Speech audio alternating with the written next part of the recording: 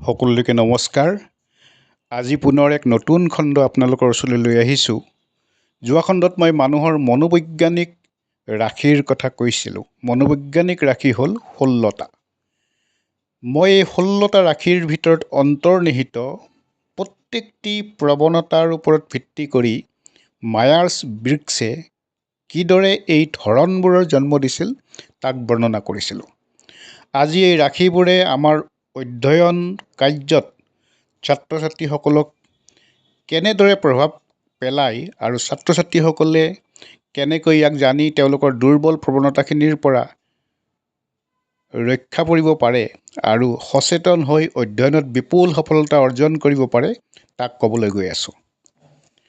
ইয়াৰ লগতে আপোনালোকে নিজৰ মনোবৈজ্ঞানিক ৰাশিটো কেনেকৈ জানিব পাৰে তাৰো কিছু আভাস মই দিম। আপোনাসৱক ভিডিঅ'টো শেষলৈকে চাই থাকিবলৈ অনুৰোধ জনালোঁ। আমাৰ জীৱনটোৰ প্ৰধান লক্ষ্য হৈছে জীৱনটো সুখে সন্তোষে যাপন কৰা আৰু ইয়াৰ বাবে আমাৰ জ্ঞান বুদ্ধি দক্ষতা আৰু শুদ্ধ মানসিকতাৰ অতিকেই দৰকাৰ। বাহিৰৰ জগতখনক জনাৰ আগতে নিজক জনাৰ প্ৰয়োজন আছে, কাৰণ এই জীৱনটোত আপুনি আনক কোনো পৰিৱৰ্তন কৰিব নোৱাৰে। পৰিৱৰ্তন কৰিব পাৰিব কেৱল নিজক পৰিৱৰ্তন কৰাৰ বাবে আমি জানিব লাগিব আমাৰ মনৰ শক্তি আমি কিভাৱে ক'ৰ পৰা সংগ্ৰহ কৰোঁ। প্ৰত্যেক মুহূৰ্তত আমি অনেক তথ্য বা ডাটা সংগ্ৰহ কৰি থাকোঁ। এই তথ্য সংগ্ৰহ আমি কেনেকৈ কৰোঁ? এই সংগৃহীত ডাটা বা তথ্যক প্ৰচেছ কৰি আমি বিভিন্ন সিদ্ধান্ত লৈ থাকোঁ। এই সিদ্ধান্ত লোৱাৰ প্ৰক্ৰিয়াটো কি? শেষত এই সকলোবোৰ তথ্য কালেকশ্যন কৰি সিদ্ধান্ত লৈ আমি যেতিয়া আমাৰ বাহিৰৰ জগতখনৰ লগত ডিল কৰোঁ, এইটো আমি কেনেকৈ কৰোঁ? ছাত্ৰ ছাত্ৰী হওক বা ডাঙৰ কোনোবাই হওক, আমাৰ অধ্যয়ন মানে হ'ল আমি বিভিন্ন প্ৰক্ৰিয়াৰে তথ্য বা ডাটা সংগ্ৰহ কৰোঁ। কিতাপখন পঢ়িয়েই হওক বা কোনো এক্টিভিটি কৰিয়েই হওক বা কোনো ভিডিঅ' চাই বা অডিঅ' শুনিয়েই হওক, ছাত্ৰই শিক্ষকৰ শ্ৰেণীকোঠাৰ কথাখিনি শুনি কাৰোবাৰ বক্তৃতা শুনি আচলতে আমি কিছু নতুন তথ্য সংগ্ৰহ কৰোঁ আৰু কোনো পুৰণি তথ্য পুনৰ নৱীকৰণ কৰোঁ। মনোবৈজ্ঞানিক ৰাশি হৈছে 16টা। সেইবোৰ হ'ল INTJ, INTP, INFJ, INFP, ISTJ, ISFJ, ISTP, ISFP, ENTJ, ENTP, ENFJ, ENFP, ESTJ, ESFJ, ESTP আৰু ESFP। ইয়াত ইণ্ট্ৰভাৰ্টৰ বাবে 8টা আৰু এক্সট্ৰাভাৰ্টৰ বাবে 8টা ৰাশি আছে। ইণ্ট্ৰভাৰ্ট বা এক্সট্ৰাভাৰ্টৰ মনৰ শক্তি লোৱাৰ প্ৰকাৰ বেলেগ বেলেগ। যিহেতু ইণ্ট্ৰভাৰ্টে নিজৰ ভিতৰৰ পৰা নিজৰ প্ৰয়োজনীয় শক্তি আহৰণ কৰে, কিবা ক'ব লাগিলে প্ৰথমতে ভাবি চিন্তি লয়। কৈ উঠাৰ পিছত কি পৰিণতি হ'ব তাক চিন্তা কৰিহে কথা কয়। সেয়েহে কোনো শ্ৰেণীকোঠাত তেওঁলোকে কম কথা কয়। কেতিয়াবা দৰকাৰী প্ৰশ্নও তেওঁলোকে নকৰে। শিক্ষকে তেওঁলোকে বুজি পালে নে নাই নেজানে, কিন্তু এওঁলোক বিশ্লেষণ কৰা আৰু ৰিপৰ্টিঙত খুব ভাল হয়। গতিকে কপিত বৰ পৰিপাটিকৈ নোট কৰিব পাৰে। কনচেপ্টটো বুজি নাপালে ইণ্ট্ৰভাৰ্ট ব্যক্তি আগুৱাই যাব নোৱাৰে। সেয়েহে এওঁলোক ইয়াতে ৰৈ যোৱাৰ সম্ভাৱনা বা আশংকা থাকে। এক্সট্ৰাভাৰ্ট ছাত্ৰজনে কোনো এক আমনিদায়ক বিষয়বস্তু এৰি অন্য বিষয়লৈ যোৱাৰ প্ৰৱণতা থাকে, যিটো পৰীক্ষাত নম্বৰ পাবৰ বাবে প্ৰত্যাহ্বান হ'ব পাৰে। যিহেতু এওঁলোক বহিৰ্মুখী, এওঁলোকে এটা গ্ৰুপত ভাল শিকিব পাৰে। অকলে অকলে পঢ়ি থাকিলে মানসিক শক্তি হেৰুৱাই পেলাব পাৰে আৰু কোনো প্ৰজেক্ট আৰম্ভ কৰাৰ আগতে ডিটেইল প্লেন কৰাটো এওঁলোকৰ বৰ দৰকাৰ। ৰূপৰেখা নোহোৱাকৈয়ে কামত জঁপিয়াই পৰাৰ সম্ভাৱনা এওঁলোকৰ থাকে। যিসকলৰ ৰাশিত চেন্সিং বা এছৰ স্ক'ৰটো বেছি, তেওঁলোকে তথ্য বা ডাটা সংগ্ৰহ কৰোঁতে বস্তুগত সত্যক বেছি প্ৰাধান্য দিয়ে। এওঁলোকক সকলো কথাতে কংক্ৰিট এভিডেন্স বা প্ৰামাণ্য সাক্ষীৰ দৰকাৰ হয়। প্ৰমাণ কৰিব নোৱাৰা বস্তু এওঁলোকে মানিব নোৱাৰে। গতিকে সাহিত্যৰ বিশ্লেষণ, অনুভূতিকেন্দ্ৰিক বিষয় ইত্যাদি ছাত্ৰ ছাত্ৰীসকলে টান পায়। এওঁলোকৰ বাবে বিজ্ঞান, একাউণ্টছ, অংক ইত্যাদি সহজ লাগে। গতিকে সাহিত্য বা অনুমান ভিত্তিক বিষয় বা কাল্পনিক গল্প ইত্যাদি ছাত্ৰ ছাত্ৰীসকলে অতিৰিক্ত গুৰুত্ব দি পঢ়িব লাগে। ইনটিউশ্যন বা এন প্ৰকাৰৰ ছাত্ৰ ছাত্ৰীসকলৰ এছৰ ওলোটা হয়। কিতাপ পঢ়ি বা ক্লাছত শুনি ডাটা সংগ্ৰহ কৰোঁতে এক জেনেৰেলভাৱে আৱেগৰ ওপৰত ভিত্তি কৰি কথাখিনি লয়, যাৰ ফলত কেতিয়াবা ডিটেইল এওঁলোকে মিছ কৰি পেলায়।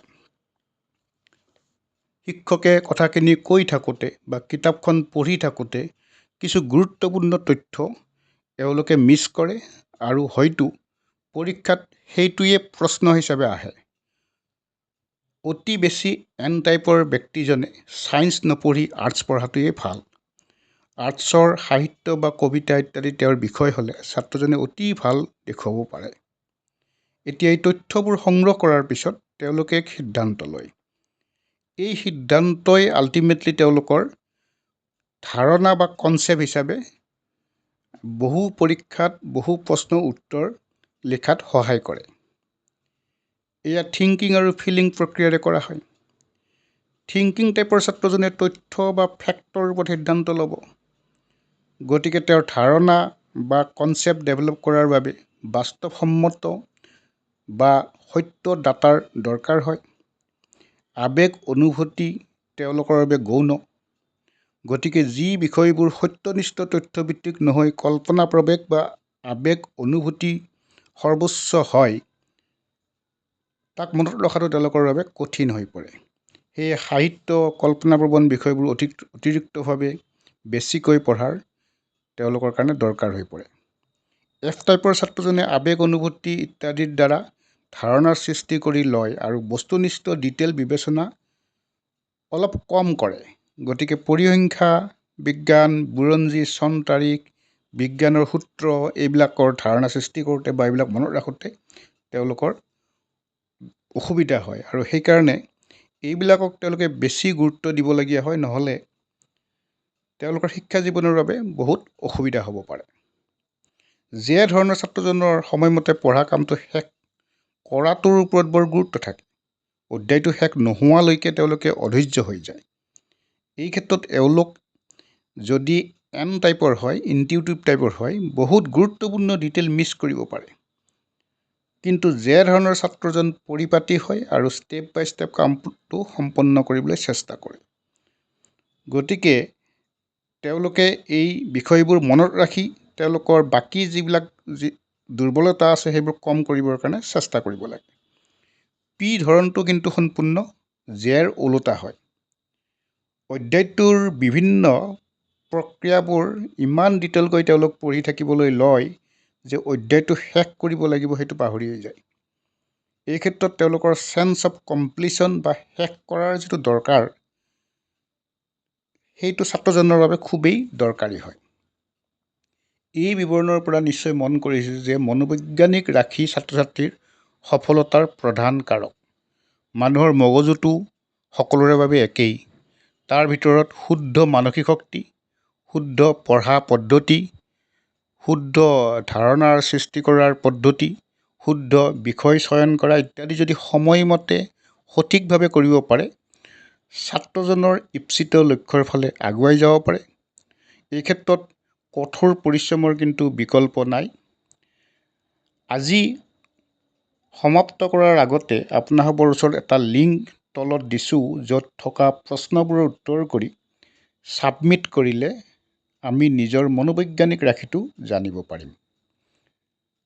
এটা কথা ক'ম যে প্ৰশ্নবোৰৰ উত্তৰ কৰোঁতে প্ৰশ্নটো বুজিবলৈ কিন্তু সম্পূৰ্ণ চেষ্টা কৰিব। যদি কোনো শব্দৰ অৰ্থ বুজি পোৱা নাই, অভিধানৰ সহায় ল'ব পাৰে আৰু যিটো আপোনাৰ বাবে সত্য সেয়াহে উত্তৰ কৰিব। অহা খণ্ডত কেৰিয়াৰ চিলেকশ্যন কৰাৰ বাবে আপোনালোকৰ ৰাশি কেনেকৈ ব্যৱহাৰ কৰা হয় তাক বিতংকৈ আলোচনা কৰিম। আশা কৰোঁ আপোনালোকৰ ভিডিঅ'টো ভাল লাগিল। আগলৈ এনে ভিডিঅ' পাবলৈ চেনেলটো চাই থাকিব, লাইক কৰিব, ছাবস্ক্ৰাইব কৰিব। আৰু মই লগতে এটা কথা কৈছোঁ, যদি আপুনি লিংকটো ব্যৱহাৰ কৰি আপোনালোকৰ ৰাশিটো, মনোবৈজ্ঞানিক ৰাশিটো জানিব পাৰে, ইয়াৰ কমেণ্ট বক্সত, মোৰ চেনেলৰ কমেণ্ট বক্সত আপোনালোকে নিজৰ ৰাশিটো লিখি দিলে মই পৰৱৰ্তী খণ্ডটো পৰিপূৰ্ণ কৰিবলৈ অলপ সহজ পাম। এই অনুৰোধটো ৰাখি আপোনালোকক বহুত বহুত ধন্যবাদ জনাই ইয়াতে মই সমাপ্ত কৰিছোঁ।